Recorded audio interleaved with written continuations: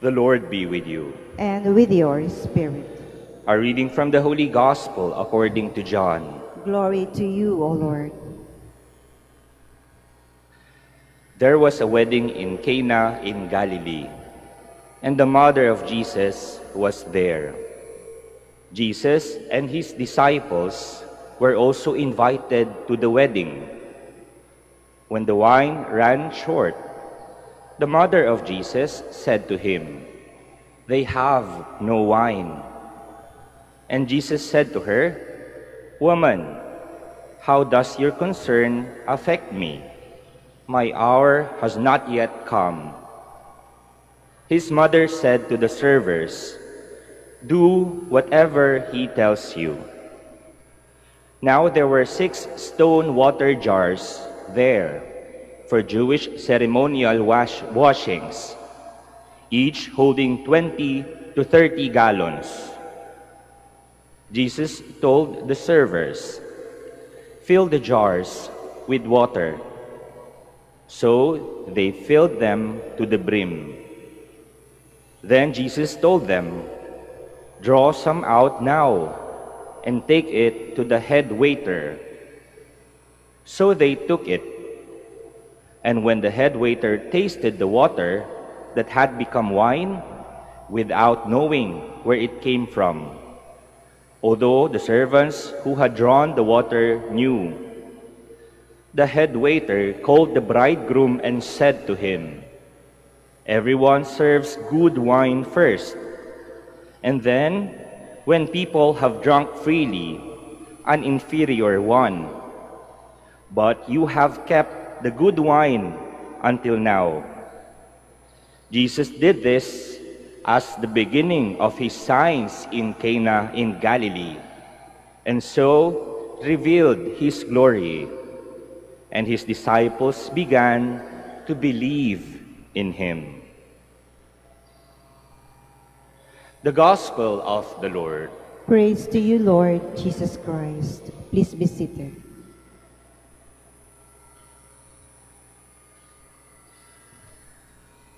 There are 2 parts of my short sharing for today.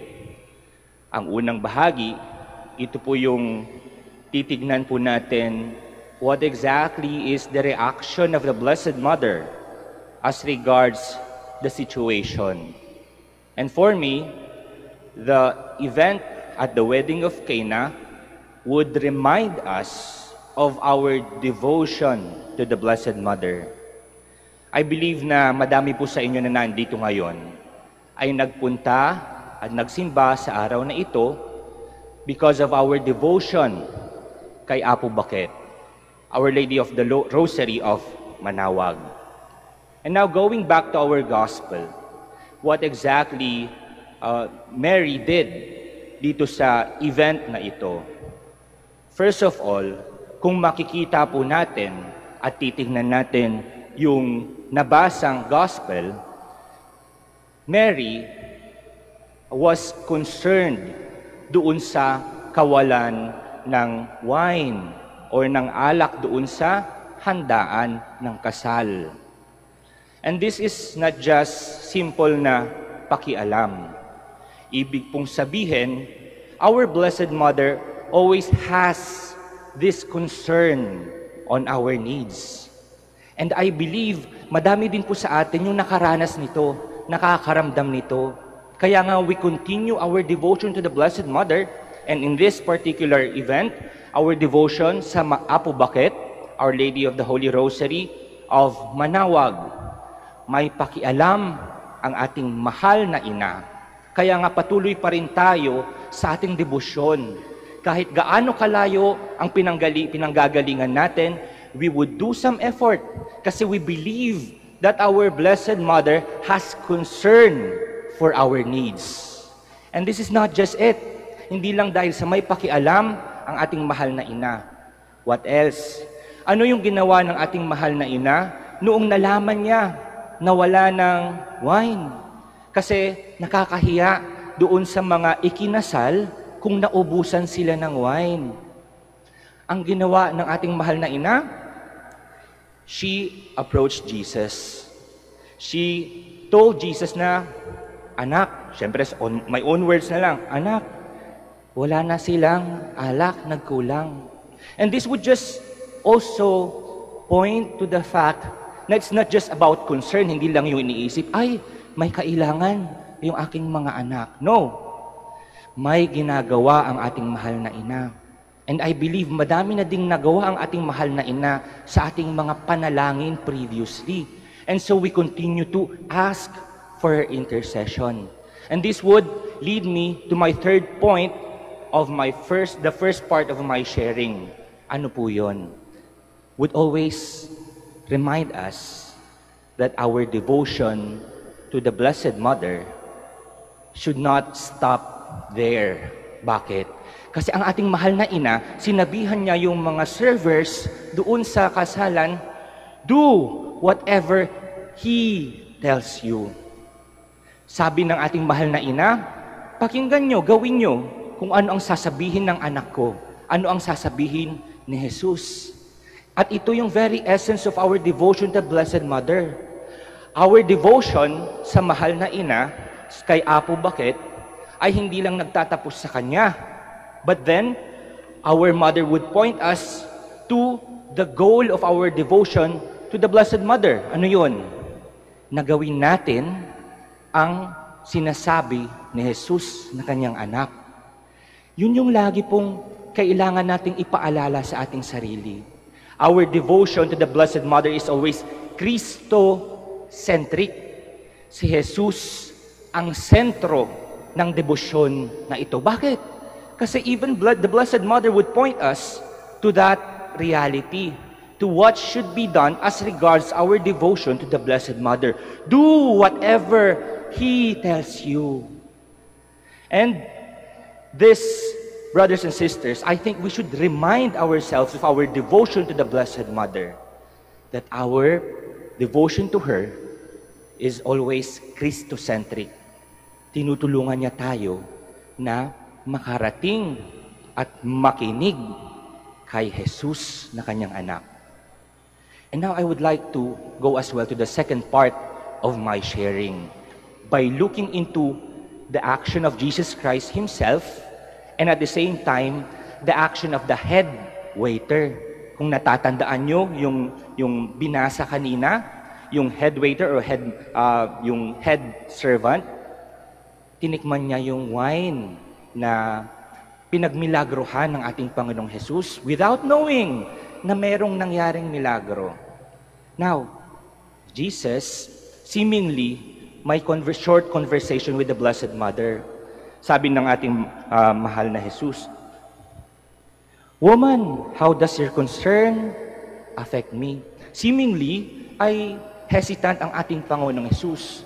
But, as we proceed to the reading, ginawa pa rin ni Jesus yung kanyang makakaya to address the need, yung need na inopen up ng kanyang ina. And this would remind us that Jesus would always listen to His mother, sa ating mahal na ina. Kaya nga, when we ask for the prayers of our Blessed Mother, ito ay nangyayari. May nagaganap. Kasi bakit? Nakikinig ang kanyang anak sa kanyang mahal na ina. And then we go deeper into our paghihimay ng readings through the action of the head waiter. Ano yung nangyari? Tinikman niya yung wine. Yung wine na dati ay water, but because of the power of and glory of Jesus, ay naging wine, naging alak. Ano yung reaction niya? Mas maganda siguro na basahin uli natin so that we could remind ourselves. Sabi ng head waiter, "Everyone serves good wine first, and then when people have drunk freely, an inferior one. But you have kept the good wine until now." Ano yung reflection or ano yung magandang makuha natin doon sa reaction ng head waiter? First of all, best wine. It's not just about good wine. It's the best wine that the head waiter tasted. Anong ibig sabihin nito? Jesus would always do the best for us. It's not just about the good thing that we need in our lives, but it's the best thing. And this, we should realize and we are reminded of how good the Lord is to each and every one of us. That no matter how unworthy we are of the gifts and blessings that God is sharing to us, it's always the best. Pinaka mabuti para sa atin. But here's the catch. We look into the situation of the head waiter again. Ano nangyari? Though he commented na, ang sarap nitong wine na to, ng alak na to, this is the best wine ever. He didn't know na merong nangyari before that tasting of wine. And that is the miracle. The miracle at the wedding at Cana. The miracle of turning the water into the best wine. The headmaster didn't know it. The head waiter didn't know it. Siguro yun din yung isa sa mga kailangan nating ipaalala sa ating sarili. Hindi dahil sa hindi natin nakakita, hindi dahil sa we are not aware of these things, ay wala nang ginagawa ang Diyos. Meron. Kasi even without us knowing, Jesus would always do something.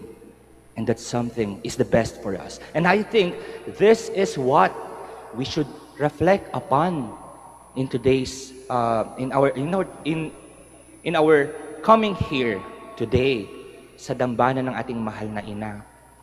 Ano kaya yung mga bagay that more often than not hindi ko nakikita but then should be considered as a blessing from God? Hindi porket hindi natin nakikita, hindi porket hindi natin nararamdaman, ay wala nang ginagawa ang Diyos. And this would remind me in particular of the part of a song that says, "Huwag mo sanang akalaing natutulog ba ang Diyos, ang buhay mo ay mayroong halaga sa Kanya."